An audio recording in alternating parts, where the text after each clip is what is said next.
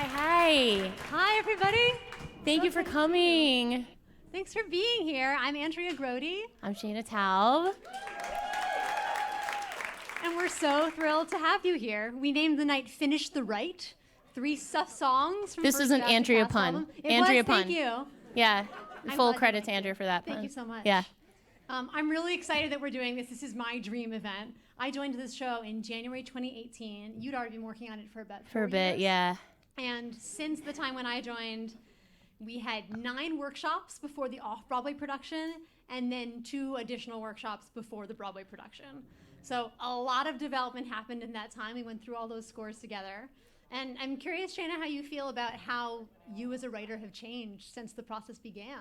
Oh my gosh, in so many ways. I mean, I think there's just one element of I just feel, it's like going to the gym, like I just feel stronger just because I really believe for all writers, young writers out there, just the more you do it, the better it feels, just like getting reps in. Yeah. So I feel like it kind of, and I feel like I think I can say, I think I second guess myself a little less, emphasis on little, because I still do it, but just of, I think my internal editor has become a little kinder to myself, and that I'm more willing to trust an impulse than I used to be. Cool. Yeah. What did you imagine Suffs would look like when you first started writing it? Musically? Yeah.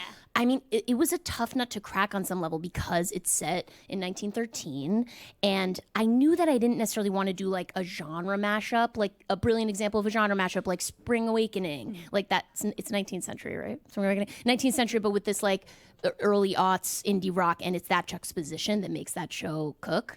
I knew I didn't want to do that because no one really knew the suffrage story, so there really didn't feel like a script to flip. This is an era we don't really hear about, so I struggled for a while, and then I always knew I wanted to use some idioms of the era, because this was like early jazz, early Broadway, Tin Pan Alley, ragtime, and I wanted those idioms to be present because I like to write in those idioms even normally. Yeah. So I think the challenge with Suffs was figuring out what that other rail was in addition to sounds of the time, and that's what I think it sort of like took the longest to find. Yeah. I've heard you talk about the show sounding like the time they're in now and also the future they want to create. Exactly. So it was like the old guard of Carrie's World, or even Wilson sounds like the era, and then what are the young Suffs? And that took me a little longer. Totally. Yeah. Should we dive in? Let's dive in. A disclaimer for everybody. This show contains a lot of stuff that assumes you already know what Suffs is. So if you haven't seen the show... Good. If you haven't seen the show, enjoy the ride. It'll make a lot more sense after you see the show, which I'm sure you'll buy tickets to the second this is over. Yes. If you have, you'll understand. If you're watching a video of this, pause, go see the show. Or listen to the album. Listen to the album, and then come back, and all this will make a lot more sense. Yes. Okay, so let's start with Finish the Fight. So this is the slot in the show. We could do a whole 9-episode podcast series on Finish the Fight alone, so we're going to try and keep it short. Yeah. So Finish the Fight is a song that Alice Paul, the main character that you play in the show, sings. It's true. But it was not always Finish the Fight. It's had many iterations along the way, and even once it became Finish the Fight, it changed over time. Mm-hmm. And I know Alice was a tricky character to crack. Do you want to talk about that a little bit? Yes. She's hard. I mean, she didn't really leave a trail of breadcrumbs historically. There aren't like a lot. I mean, there are letters, but she, I think, didn't really want her personal life to be left behind or uncovered. She was like, no, if you're don't research me, research the movement, which is also kind of a key to her personality. But I think it took me a while, talking about like trusting myself, to allow myself to invent her. Mm-hmm. I think early on I was like, well, I've got to get her right. If I can't find it in the history book, it didn't exist. And it had to be a long multi-year process of, oh yeah, like what she's thinking of in the middle of the night in something like an I Want song, I'm not going to find that in a history book. Yeah. I mean, talking about history in the show, we could do 3 additional cast albums of all the cut versions of stuff from the show that includes all these amazing historical details that you just can't fit into the show. So come back here at 7:30 a.m. tomorrow. We're going to do a 24-hour cycle like Taylor Mack. And then on top of that, there's all of this stuff you have to create to make it a human story. Exactly. And that's the challenge of musical theater adaptation. Yes. I mean, I sort of had a couple tentpole themes of my revisions, especially after our first production. And one was like out of the head into the heart, like out of the history into the human, and really like letting an emotional impulse lead over a logical impulse. Totally. Yeah. You want to show us a little bit of how Alice began? Oh my God. Okay, so early on, I was like, she's in this basement office. You know, in the show where like Alice and Lucy end up in that basement office. To me, I thought the song moment began there. First mistake. But in this empty office, and in the history books, I found that she had Susan B. Anthony's desk in this office, and I was like, what a cool detail that like she had this in the whole show. I knew that I want to have this intergenerational theme, so I was like, what if she's sitting at Susan B. Anthony's desk? Oh yes, and I mean, I think this is never even seen. I'm just gonna play like a couple seconds. This was in 2016, right before that election. I was like trying to write her first song, and this is vulnerable for me. I'd never heard this song until we talked about this event. So. This didn't even make it into a reading. Yeah. This was like Alice sitting there at Susan B. Anthony's desk, and okay, I'm gonna try to take it seriously. She was like, Susan, did you ever feel like this? Sitting at this desk, your desk, anxious. It was like this whole whatever. It was fine. It wasn't great. But I really stuck with this idea that she was like Susan B. Anthony's desk, and she was in the empty office. But I knew that I needed a hook. Like that song was sort of hookless, and that's the thing. I need as a songwriter, I need that phrase to build something around. And I was like, what can her hook be? And again, I was sort of stuck in the history books, right? So like one of their slogans was one of the suffragist slogans, and one of Susan B. Anthony's slogans was "Failure is impossible." And I was like, that sounds great. It's so determined, like failure is impossible. I was thinking of this sort of like declarative songs by women in musicals. Like some great examples are like Not for the Life of Me from Millie, right? Like burn the bridge, bet the store, baby's coming home no more, not for the life of me. Or like Some People from Gypsy, like some people, but not me. It was just like one of those. And I was like, failure is impossible. And then I think one of the problems early on is I had too many hooks. I'll play in a sec, but the other hook was her mother used to say to her this phrase that I thought was so amazing of, when you put your hand to the plow, you cannot put it down till you get to the end of the row, right? Which was sort of like the theme I was going for of like, you can't stop it. Then she would eventually realize that there was no row. Anyway, so let's see. And in this version, her mother is alive, her mother was alive historically. I later killed her, and I'll explain why. It was for a good reason. So I was trying to find like a musical idea for Alice then in this is like the first thing that made it to a reading. And she's so like thinky and analytic and cerebral. So like I wanted this like music that sounded like thinking music, you know? Mm-hmm. Did I miss anything? Should I play the beginning of this? No, I think you should play it. So this was called Alice at the Desk. So this we had for our 2018, when you came on. This was the first one, right? Okay. I first heard this at, I think, the Fred Ebb Awards, and Grace McLean performed it. Yes. That's right, she did. Okay, let's see. It is so wordy. I'm just going to take a big breath and go for it. Whew. Unrealistic. Carrie calls me unrealistic. I'm sorry, but her futile, highfalutin, backward tactics grind the motion of our movement to a halt. So forgive me if I may be so bold as to come up with new ideas, cause her old ones are as much at fault for inaction as all these indifferent women. I don't understand how American wives endure servile lives. I wanna shake them and shout, wake up. Do you not realize you're not free? And do you refuse to see? Or do you relish being property?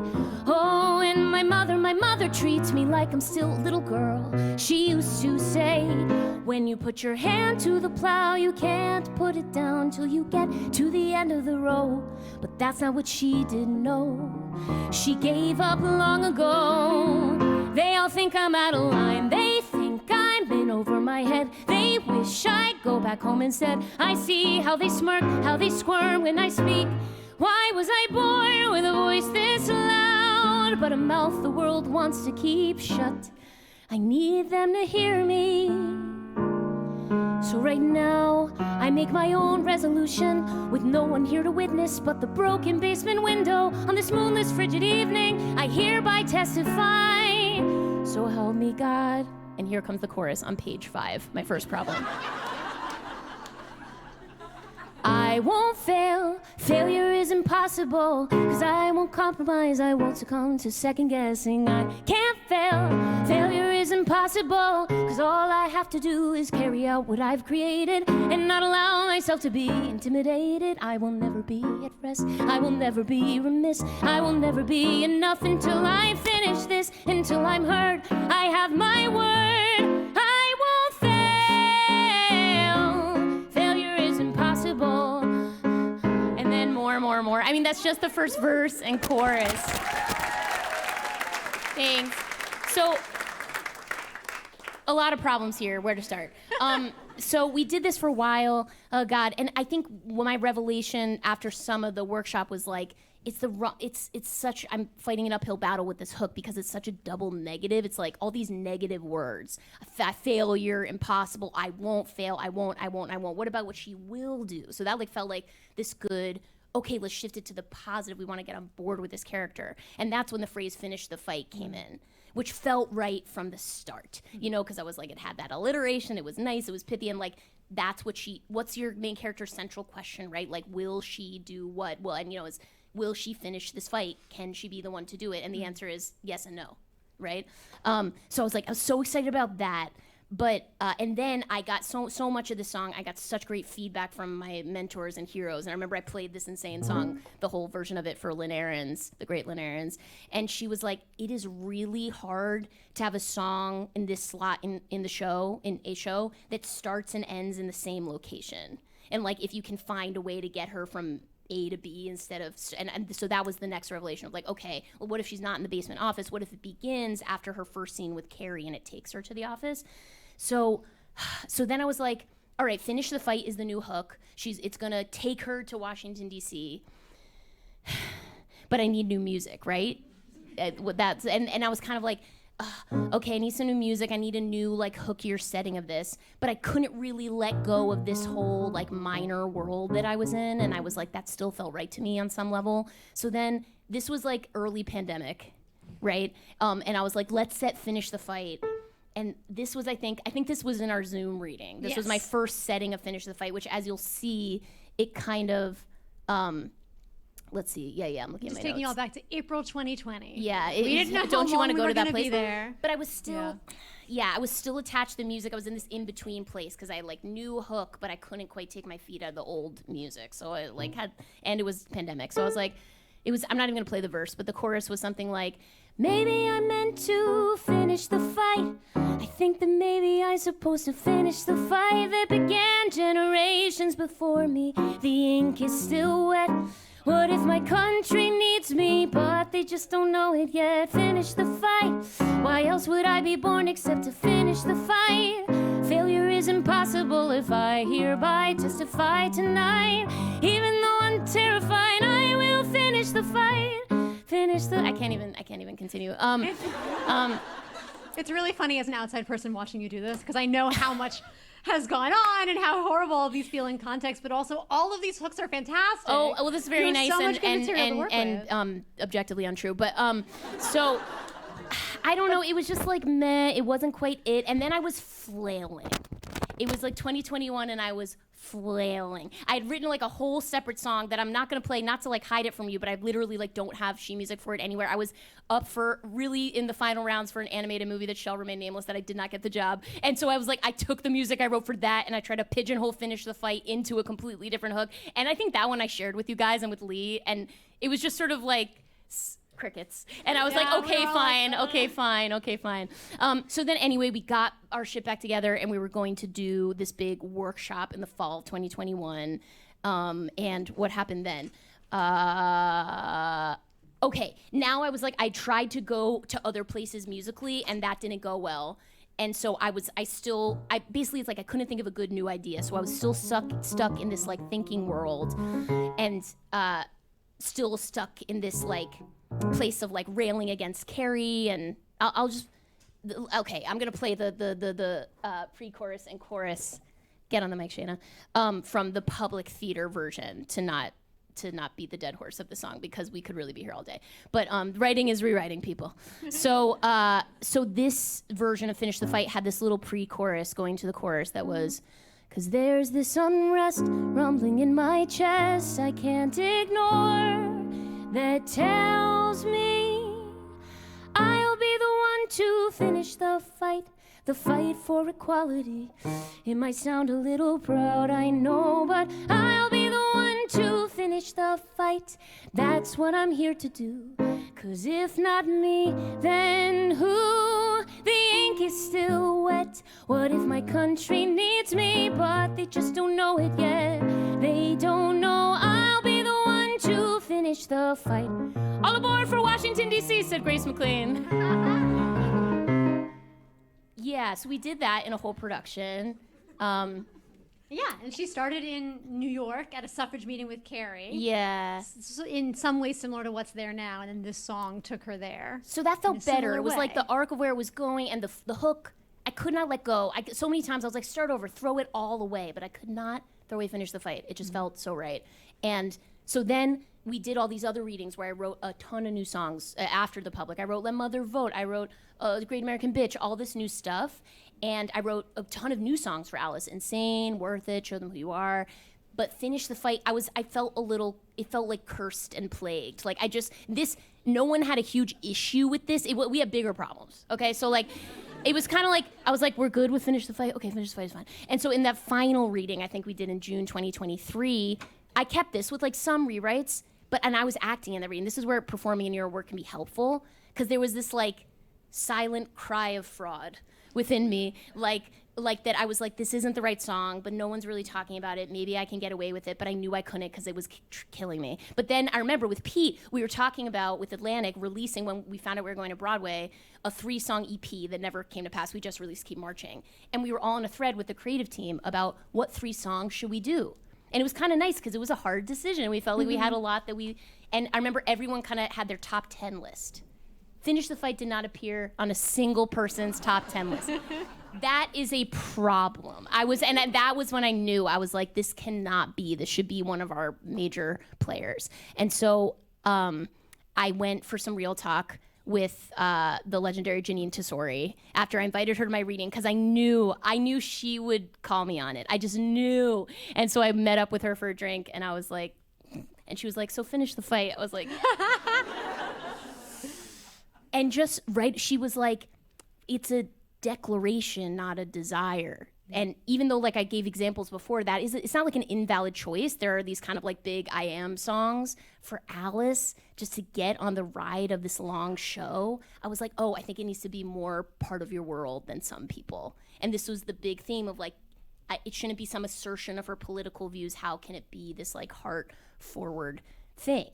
Yeah. And I feel like at this point in the development, it's like when you write a paper and you figure everything out and then you have to write the intro again. This is how we meet Alice. And at this point, so much of the writing had evolved so that Alice herself had evolved. Yeah. Insane and Worth It are both these really internal songs showing who Alice is. So then it gave us a chance to re-meet her at the top. Exactly. And also once we have Let Mother Vote in place, and that was like Carrie's song, and I got really excited about at the top of whatever Finish the Fight became, Alice would try to sing Carrie's song. She, the Finish the Fight begins with Let Mother Vote, just hold your fury in. She like tries to sing Carrie's song, but she just can't. She's got to do her own thing, as opposed to railing against Carrie, because then we're like so ahead of their conflict.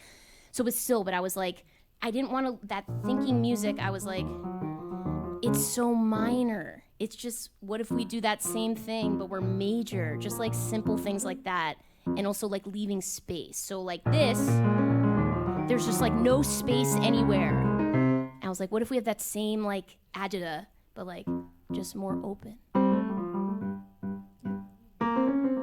Because I wanted to hold on to that idea of her, and I got really excited about that little motif. And I was just trying to sit down and be like, what would 14-year-old you want to like sing along to with your cast album that's major? And the first idea that came to me was the like, da-da-da-da-da. And also I'd been so lyrics forward with writing Suffs. I was like, what if I know I have to do Finish the Fight, and I'm going to keep that phrase, but what if I just start musically? And I thought like, da-da-da-da, da-da-da-da, da-da-da-da. This is the kind of idea that 2017 me would have like rejected because it like wasn't cool enough. That was another way where I'm just like, I don't give a shit anymore about like what I think is trying to be cool is the least cool thing. So I really got excited about that. But something that I like to do, that's like just the root and the 4 over the root. But then a thing I like to do is put the chord and root. I'm just gonna get a little music theory for people in here who care about this stuff. I see some smiles. Yeah. So what I kind of like to put, here's just the root chord and root position, but I like to put it over the 5. So if I'm playing F major over F, hear the difference between I wanna march in the street, wanna hold up a sign. That's over the root, and then the way putting it over the 5, so C in the bass. I wanna march in the street, wanna hold up a sign. It's like like more lifted, right? And so It's I more got really excited aspirational. about that, huh? More aspirational. Right. So the first draft of the chorus was, I want to march in the street. I want to hold up a sign. Millions of women with passion like mine. Want to tear down the walls and shout, our generation will make things right.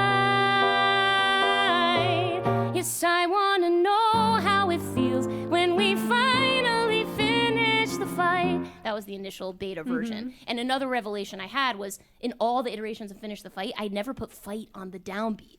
And like, you just want, if she wants to finish, fight. You want to figure, like, it was always on this like syncopated thing. So that got me excited. Yeah. Yo, please come in. Even there. Finally finish the fight. It was anticipated. That's right. So this was and then I remember I played that version for my good friend Benj Pasek, also just an amazing songwriting legend, and he was like, you have that thing that's gold of like da da da da da da da da da da, and then you immediately depart from it. And he was like, why are you so afraid of repetition? I was like, I don't know,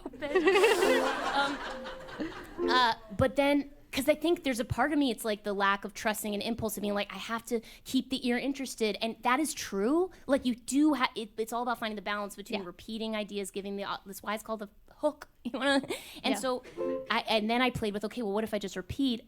I want to march in the street, want to hold up a sign. Millions of women with passion like mine. Want to shout it out loud, it's just the same. In the wide open light, till our generation has made things right, you know? Yeah. And that was just the same idea. It was like, just give the ear a second, you know? What else am I, going back to that when you put your hand to the plow, you cannot put it down till you get to the end of the row thing from her mom. We'll have to save the thing about her mom for the next episode of this podcast. But that is it's just someone, and no one knows what a row is. That was always the issue, right? When you put your hand to the plow, you can, I mean, there were these like Quakers who lived on a farm in New Jersey, like the row, you could, till you get to the end of the row, it was always a point of confusion. Yeah. But then this motif of the pen was so big, Alice writing, it was like, why don't I invent a version? And in the second verse of Finish the Fight is saying, try to remember what your mother taught you. When you dip your pen in ink, you can't quit till it runs dry. Yeah. So it was like, don't be so obsessed. No one cares what was actually on the page of the history book. You have to have something come It's like, we're not doing this now, but in Insane, I know that at that slot in the show, you had wanted to include the line, courage in women is often mistaken for insanity. Yeah. And similarly, that had to become lyricified, and that's the line that says, you call it hysteria, I call it guts. Right. Yeah. Similar thing. You've got to take it and make it fit in the structure of the song you have. For sure. Did I miss anything? I don't think so. Okay. All right, so this is where we landed. Let's do it. All the credits is finished. This is our Broadway draft. Begins with the Let Mother Vote reprise. Let Mother vote, just hold your fury in. Maybe Carrie's right, and that's the only way we win. She sounds just like my father. Please, Alice, have some sense. Don't you know that no one likes a girl who's too intense? Don't get so defensive, Alice, don't be so aggressive. Settle down, you're too obsessive. I've heard it many times before, but I don't want to hear it anymore. Page 2. Page 2. Yep, page 2. I don't want to have to compromise. I don't want to have to beg for crumbs from a country that doesn't care what I say. I don't want to follow in old footsteps. I don't want to be a meek little pawn in games they play. Page 3. I want to march in the street. Get to the hook faster. I want to hold up a sign for millions of women with passion like mine. I want to shout it out loud in the wide open light till our generation has made things right. Yes, I want to know how it feels when we finally finish the fight. Those hookier little triplets. Fuck, sorry. Should I try to take the lead alone? But it's probably impossible. Well, my ideas just dwindle and die. Try to remember what your mother taught you. When you dip your pen in ink, you can't quit till it runs dry. You've got to kick down the doors of the mightiest men till they never dare to deny us again. You've got to disrupt their days, make a fire ignite, fire foreshadowing. No, our generations won't play but light. Just picture the look in their eyes when we finally finish the fight. Bridge, go say goodbye to the world my mother and grandmothers knew. Doubt, will I truly be able to change it? Talmud, well, if not me, then who? So I'll make my own team, and I'll raise up my hand till we're rewriting the law of the land. Then we'll unfurl our flag, purple, gold, and white. Centuries of silence will end that night. There's this incessant unrest rumbling deep in my chest, and I'll never be free or complete, not unless I am there on the day when we finally finish the fight. I'll be there on the day when we finally finish the fight.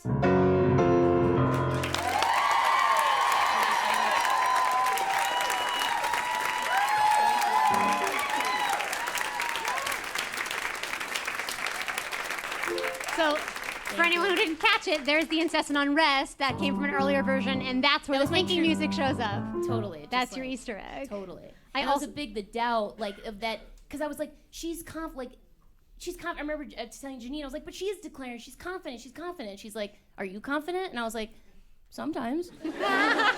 And she's like, yeah. Like, do you want her to feel like a human person? Because I think there's a thing of like, female characters, I really want to show that she's raw, but actually I think like I learned over this time, like hopefully the way to show a woman in her humanity is to show all the colors, right? You know? Yeah, to say the hated word, I feel like we talked after the off-Broadway production about people wanting Alice to be more likable, but the word wasn't likable, as you said, it was relatable. Human. Yeah, totally. So I think that it was good that she put that back on me, because I was like, I think we're confident ladies. But also, like, I'm like, oh my God, what's this event gonna be tonight? You know, like you have both, and they're to me, in my experience, they're right up next to each other. So in that lyric, I tried to like, she's like, I'm gonna do this. If not me, then who? But can I really do it? But and it's that those are always like just a razor's edge away from each other. Yeah, and there's all that positive language in this version of the song that I was hearing. Just picture the look in their eyes, all those big I want ideas. Totally. I also want to shout out something that's not specific to the growth of Alice in this way, but to the fact that this song is not only a great song, but a singable song. And this is what happens when you get a singer who's in the show writing the song. It doesn't have to be screaming like you hear in a lot of musicals. It's a beautiful song. That was self-preservation. No offense to other musicals, but it's a beautifully singable song. True self-preservation. That was another thing. Great. The other songs were like exhausting to sing, because I was like, what actually is what's like a outfit that's actually gonna be comfortable to wear and doesn't. Yeah. It's beautiful. Well, thank you so much. You're welcome. We could keep.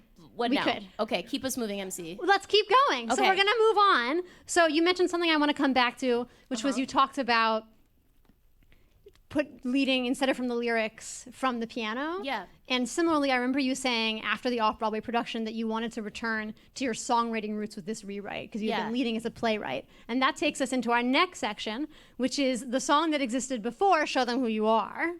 Mm-hmm. So this is a very important slot in the first act where Alice and Inez have a moment before the campaign begins. Totally. And we're sharing this one, and the theme is book is good in a book musical. That's right. Okay. Scenes are good. Yes, let's shift. Okay. Music is my thing. I was so afraid of just like naked dialogue in the air. So this moment with Inez that eventually became Show Them Who You Are was a fully sung musicalized scene. And I think actually maybe the best way to do this one is just to do it. Let's do it. And then we're going to talk about it. Okay? Yeah. So let's bring on special guest Hannah Cruz.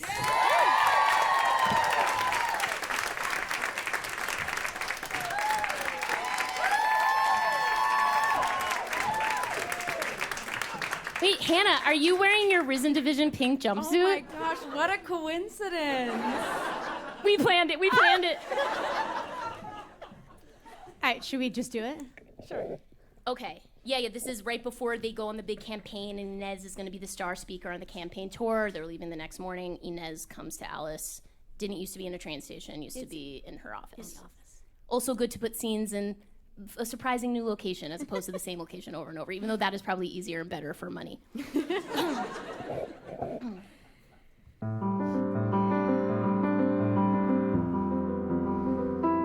Alice, are you up? Of course I'm up. What's going on? Is it the Denver venue? Did they postpone the rally? Ugh, I know it. No, it's do you ever sleep? I need to talk to you. All right. So I know you're not going to like this. What? But before you Alice Paul me, just know I've put a plan in place so you won't have to rearrange a thing. Crystal Eastman will cover my speeches most of the way. Then I'll be back in November, right before Election Day. No. Alice, I'm sitting this one out. What are you talking about? The train leaves in the morning and you will be on board. But I'm so far behind on my case files and I've got 2 trials to prepare for. But the other girls can do this without me just fine. Just fine, is that so? Here we go. How is it just fine for our star, our best, most popular speaker by far to bow out in the home stretch of a presidential campaign? I need some time, Alice. Let me explain. Eugene and I just returned from France and we've barely had a chance to catch our breath. So you need to recover from your honeymoon in Nice. We were in a war zone on a mission for peace. What next? You're going to tell me you're pregnant and sitting out for good? Well, you would be glad to know that's not an option for me. According to the doctor, my uterus is a hostile environment, much like this country. Inez, I didn't know. How could you know? You barely take an interest outside of the work. I'm not trying to be a jerk, but I ask nothing of you. I don't ask of myself as well. And you're exhausted too, I can tell. I know you'll love it out west. I just need a rest. The movement will still be here when I get back. Still be here. That kind of cynical lethargy will kill us, I swear. That's not fair. We'll only succeed if we can sustain our disruption day in and day out. And day in and day out for the last 4 years we've been relentless in this war. But it's never enough. I don't know if I can take it anymore. And that, my friend, is exactly how Wilson wants us to feel. They want to fatigue us to bring us to heal. They expect us to wilt like delicate flowers and give in. Since when did you decide to let them win? Where's the Inez I know, the warrior queen? When was she last seen? Who always gets back on the horse, no matter how they try to throw her off. Where's the Inez I know, the warrior queen? You know who I mean. Is she going to burn out on me now, after everything we've been through?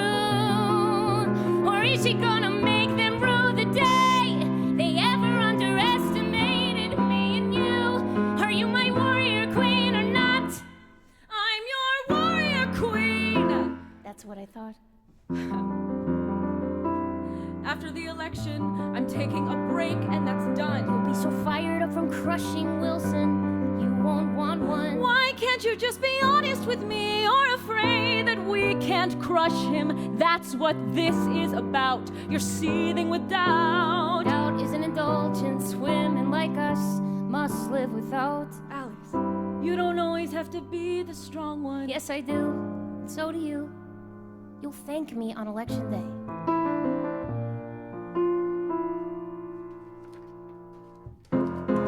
The campaign. Hannah Cruz, everyone.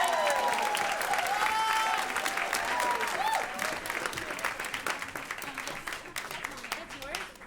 Everything's fine. Hold, please. It wasn't over there? I don't think so. Can we share? You want to share? Yeah, you can take it. Great. You can take it. That's fine. Am I crazy? Everything, you guys, this is fine. This is our commercial break for the video. I have it. Okay, so what? Yeah. Oh, we're gonna do more, but it's fine. It's all gonna be great. Yeah. Give it up for the incredible crew here at the break. Give it up for Hannah Cruz who put that together. On top of an 8-show week, she just pulled that out of the trunk. Thank you. Okay, so a couple things going on here. This was in it for a while, and we all were kind of into. It felt like spicy with their relationship. It's a beautiful piece of music. It's intricate. Yeah. But there were a couple problems. One thing is like I went away from or the reading we did after the public. It was still in it, and I was like, something. The Inez's death wasn't. She dies. Spoiler. This is. Remember we said this is for the initiated. Plus it happened 100 years ago. Her death wasn't quite hitting. Like we had how long, we had all this stuff, but it was it wasn't as emotional as it should be. And I was like, why? How can we diagnose this problem? And the whole it feels like a fight, right? That music, it's like brooding and dark, again, minor, and like it kind of felt like I originally thought dramaturgically would be powerful if like they fight, and then how sad that their last conversation was kind of this fight. And then I was like, no, like we should be seeing them in the good times of like the coach and the star player like revving each other up and like not see the problem coming. Like, you know how you're watching an episode of TV and like something great happens for a character and you're like, well, it's about to turn. You know, like that's how you know story wise, like that so I'm like, how can it just be like the best of times? And again, just like a duet that's fun to sing. How can it just be musically up and lyrically up? What else do you remember? Yeah, if you look at this whole scene that we just did just as a play, just as text, and then look at it as a songwriter saying where the song would begin, you get to, and that, my friend, and that's where the song begins in the show now. Right. So then the music becomes about revving her up to go on instead of it being about all the conflict before. And that's what it is now. Totally. I also think it's interesting at the end of the song, a lot of the text follows a similar path, but then trying to introduce the strong run theme, which used to be... Yes. What happens in the second in prison when Inez, not a ghost, but a hallucination, comes back, just to be clear. She used to have a new song moment that was, you don't always have to be the strong one, you don't always have to know the answer, blah, blah, blah. And if you notice, that musical theme was like planted for 1.5 seconds. But then I was like, what if I can come up with a hook that's light enough on its feet that can be the same hook for Alice to be singing to Inez, to give her a pep talk to like tough it out, that then Inez can give her a taste of her own medicine with the same hook phrase but meaning something different of show them who you are, show them your vulnerability, show them that you're human. So it was like finding a phrase, and that got exciting to me, of like that being a reprise, like Rent, right? Like I'll cover you reprise. Not that I could ever deign to do something like that, but like just the idea of like the same hook having a completely different emotional weight on either sides of an act. And then also just book, like you were saying, like the song moment began like 2.5 minutes into this long recitative piece. So it was like, how can we just accomplish it with a book scene before the song begins? Yeah, the theme in this, I think, is where's the Inez I know? Here we are on page 7. Oy vey. Now you've got me on the page numbers. I know. Your hook should never start on page 7. Never. So now we're gonna do the scene and song as it exists on Broadway of the same moment, and see if you can catch some of the story beats that are kind of the same, even though the content is similar but the form is different. And now we're in a train station. Yeah. So many good musical theater scenes happen in a train station. I mean, everything's coming up roses, Far from the Home I Love. It just works. Oh, right. We did this on Broadway today. Yeah.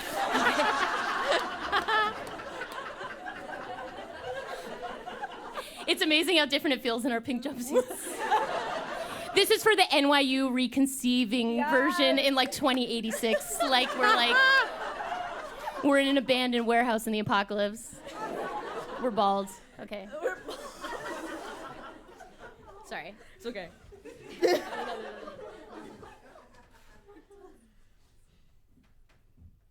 There you are. If we don't hurry, we'll miss your train. I know. Where's your suitcase? Please don't be upset. I won't be. What's going on? Alice, I can't go on the campaign tour.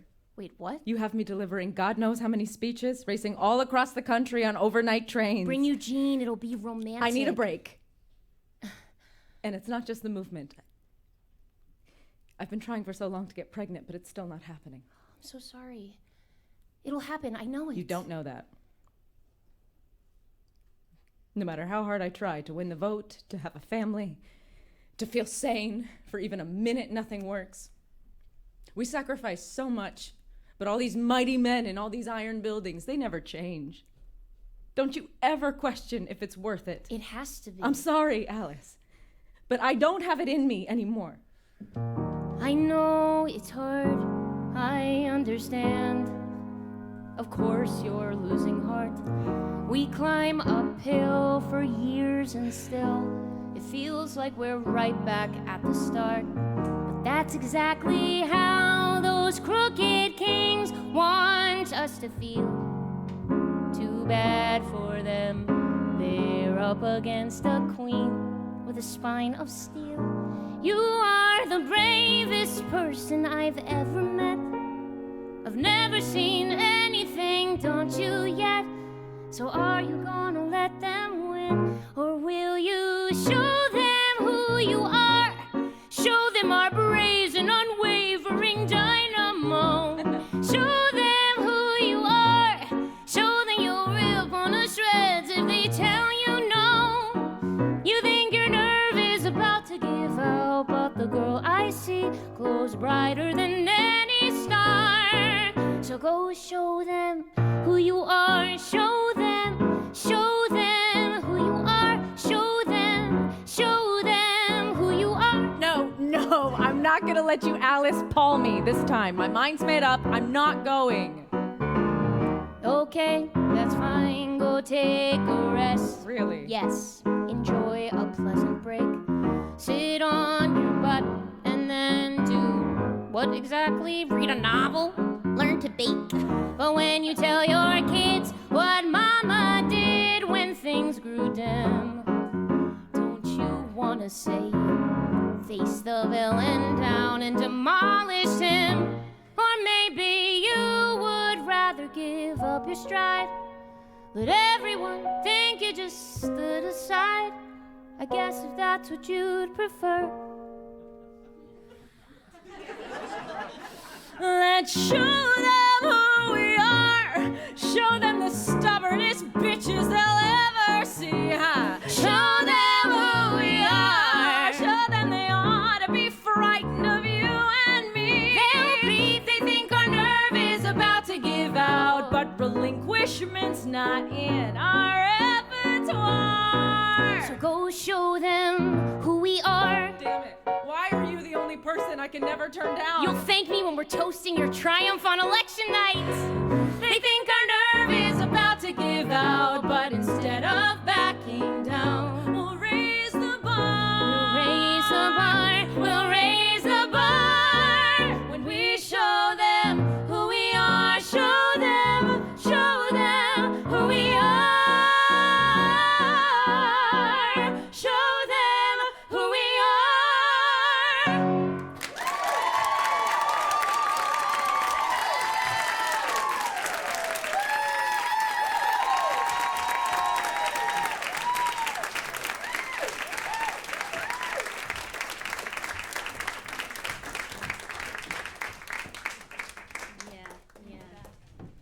And then I think we want to, in final previews on Broadway, that little exchange of, damn it, why are you the only person I can ever say no to? You'll thank me when we're toasting your triumph on election night, was after the song. It was. In the transition. But then we put it in the middle. That's right. And that helped, I think. It did. Why? I think it was good.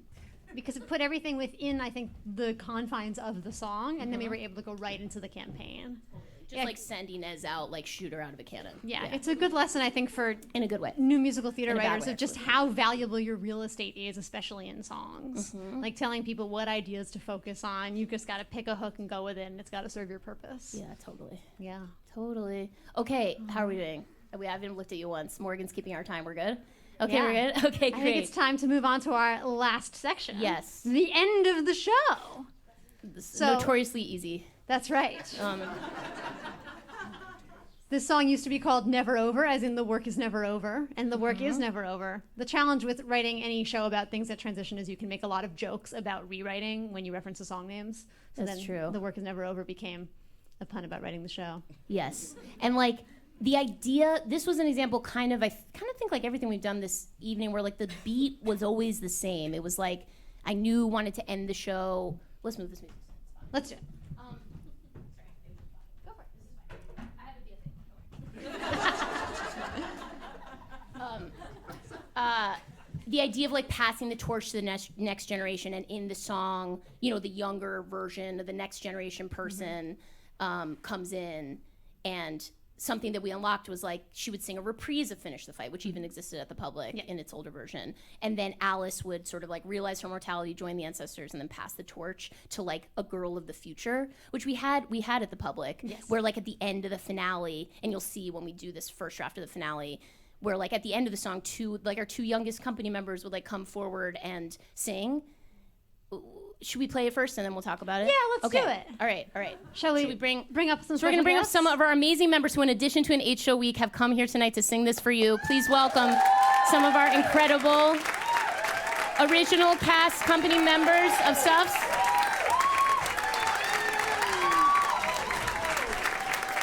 Kirsten Scott, JG Makapugai, Jenna Bainbridge, Chessa Metz, Nadia Dandashi. Okay. Again, well, yeah. And this idea was one of the original fundamental ideas for you in the show. I remember the idea that the show should end with the next generation taking on that was Alice's lesson. So that's always been core to the show. That's always been in there. And then we this was still in the days of Failure is Impossible. Yes, it was. We didn't do Failure is Impossible to the public, but that version of Finish the Fight, I still had Failure is Impossible inside it. I had too many hooks, a problem. Only one hook per song. Wait, was that version? It was in there. Failure is impossible if I hereby testified. No, that's the Zoom version. Yeah. This is upsetting. There's too many versions. Anyway, but Failure is Impossible it had to have been because then because they had a whole scene about Susan B. Anthony. That's right. Oh, and she would quote it. So anyway, the show's done now. This exists. You can listen to the cast album. Thank God. But I had this idea to go from like Failure is Impossible to Failure is Inevitable, which is sort of part of the idea of when we eventually get to Keep Marching, the idea of like we're not always going to finish these fights. But I thought it was really like powerful lyrically to go from Failure is Impossible to Failure is Inevitable. Another mistake of like those are all negative words. Like Failure is Inevitable doesn't have that hopeful ring to it. And I thought, and so this is, we're gonna play like the first verse and chorus, and then we won't do the whole thing, but like into the ensemble part, Never Over, and Jen and Chessa are like the two young girls, and we're just gonna show you. But see if you can keep your ear out for a seedling of what the eventual finale became. So I was using the chords of, remember that thinking music for Alice at the Desk, but those, because she's old now. Get it? Yeah. I was like, wow, that's so smart. Haha. Failure is inevitable. Failure is inevitable. Failure is inevitable.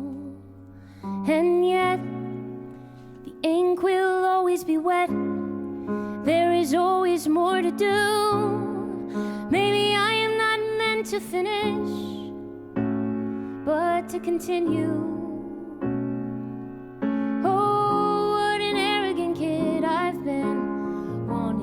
To be me, but it's this girl, then the next girl.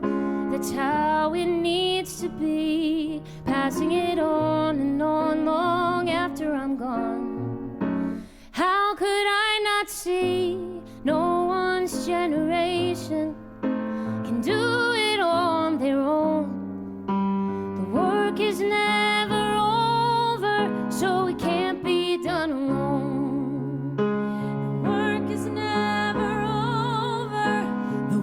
It's never over. The work is never over, so it can't be done alone. The work is never over.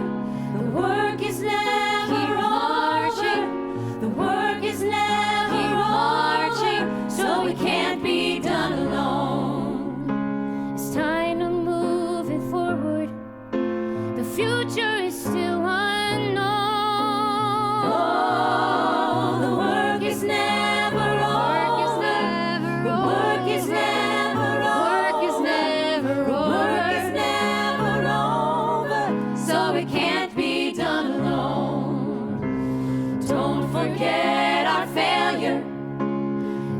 Forget our fight. We did not complete it. Who will make it right? She might be born a century after me. She will be. She will be. She will be. She will be. She will be. She will be. The young are at the gate. The work is never over. The work is never over. The work is never over, so it can't be done alone. And then we repeated it like 1,000 times, and then we like layered on "Don't wait another day. Don't wait another day. Keep marching." And it was like cool. Yeah, that's right. Don't wait another day. And then at the end, the two girls came forward and they're like, "The young are at the gates." Great way to end a song with a hook of a different song. Great. Anyway, never over. Okay, thank you guys. That was amazing. Come stay and hang out for King Martin.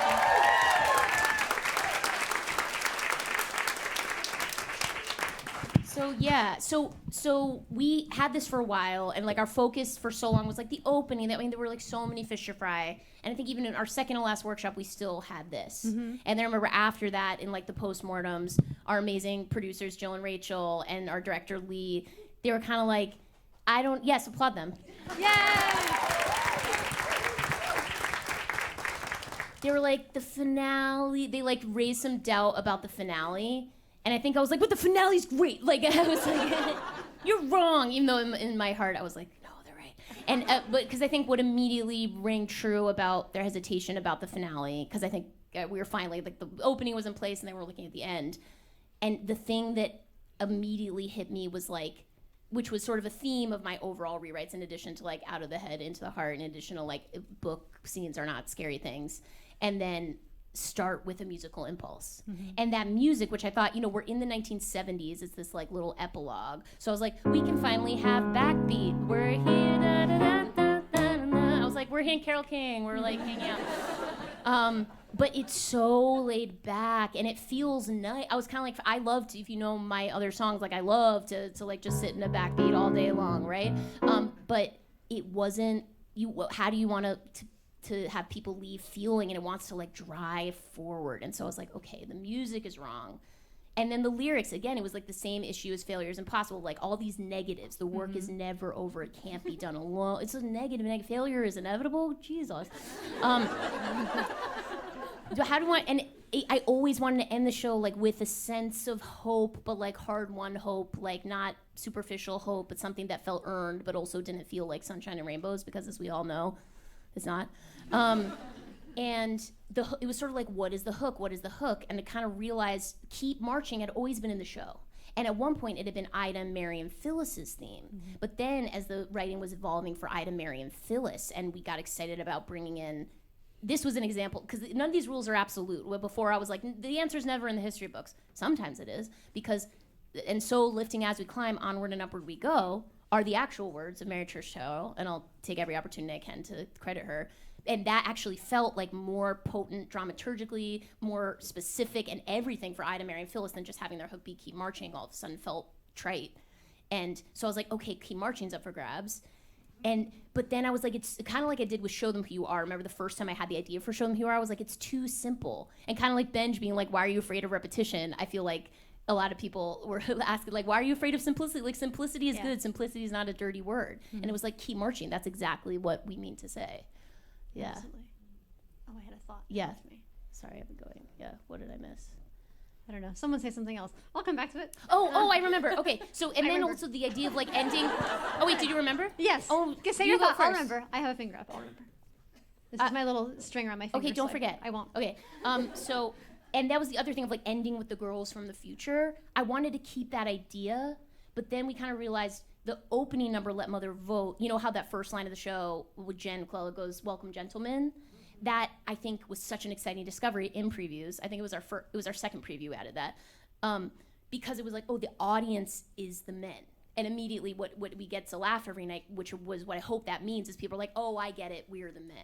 And that over the course of the show, I was like, okay, well, what if by the time we get to the finale, the audience is no longer the men, but the audience is the girl of the future, or the kid. The audience is the person in 2024. So that way, it is evergreen. It's not like whatever someone comes out wearing. You know, it's like hopefully maybe it would be more of like, what if the Suffs actually come out and direct a dress and we don't actually have to pass that torch? Because also it felt like a double beat with Robin, right? Because Robin sings that Finish the Fight reprise, which Layla Drew does so beautifully every night, that it was like trying to do that beat. We weren't going to top that. Yeah. So yeah, that was. I was going to say the way we spoke to the audience changed a lot over the course of the off-Broadway production to now. A lot more direct clarity on who the audience is. But also my string around my finger was about the year that we're singing the song in and writing the show in 2020, 2022 versus 2024. And I know you said that this song feels like the right song for the year that we were in now. Yeah, I mean, it's funny. It's like we didn't. Our Broadway run has been so beyond our wildest dreams, you guys. Like just the fact that we've gotten to run for this whole year. It's so we marvel at it every night. We're so I feel so lucky that we've gotten to share this story all year, and that was not promised. You know, like who knows? It's rough out there. You never know. You know, so I tried to hope that we could still be running in time for the election, and I'm so glad we were, even in all the difficulty of those days.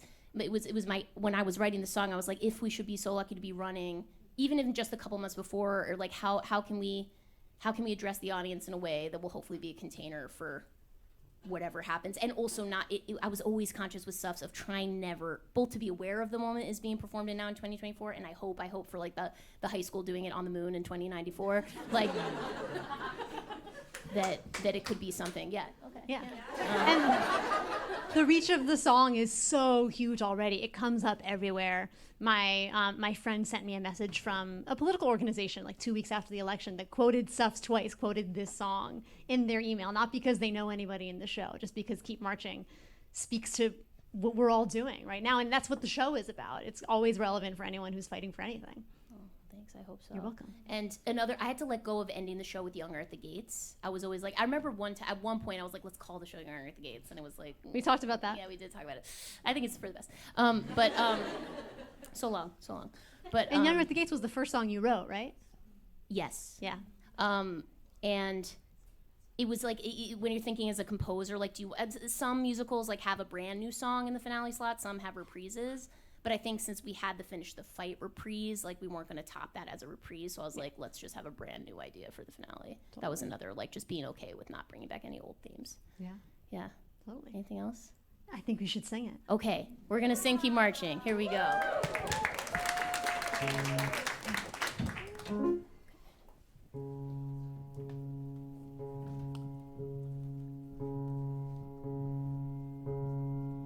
You won't live to see the future that you fight for. Maybe no one gets to reach that perfect day. If the work is never over, then how do you keep marching anyway? Do you carry your banner as far as you can, rewriting the world with your imperfect pen, till the next stubborn girl picks it up in a picket line over and over again, and you join in the chorus of centuries chanting to her? The path will be twisted and risky and slow, but keep marching, keep marching. Will you fail or prevail? Well, you may never know, but keep marching, 'cause your ancestors are all the proof you need that progress is possible, not guaranteed. It will only be made if we keep marching on. Keep marching on. Keep marching on. Keep marching on. Keep marching on. And remember every mother that you came from. Learn as much from our success as our mistakes.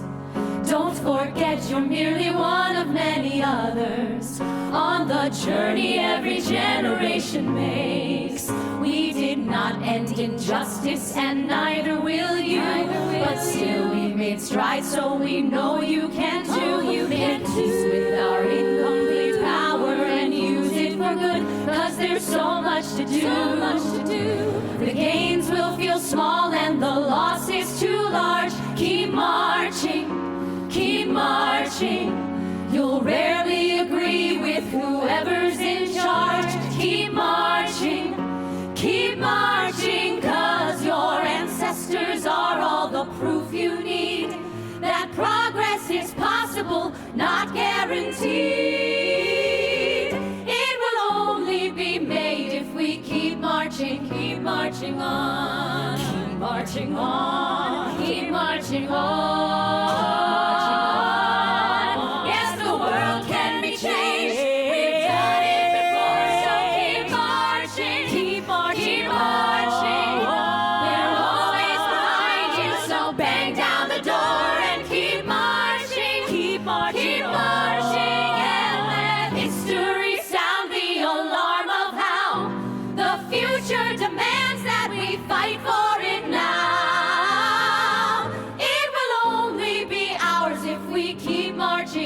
Marching on.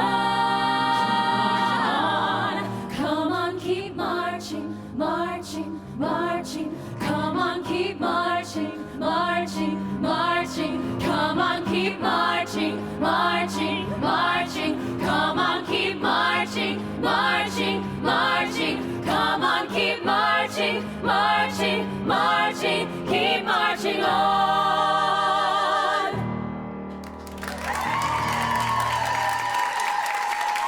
The cast of Suffs, everyone.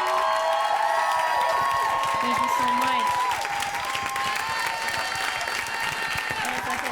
And that's how we do it. Yeah.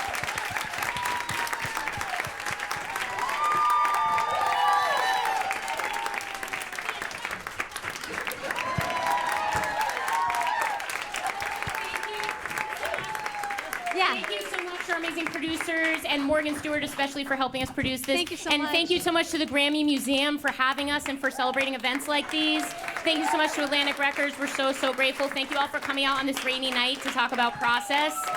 If you're a writer here tonight, if you're a writer out there watching, just like keep revising, keep editing. There's no shortcut to the good draft. You have to go through. There's no way around, and it's a joy and it's exciting. So like keep doing it. You've got this, okay? One might say I'll keep keep writing if marching. you do. Great. Thank you so much. Thank you so much, everybody.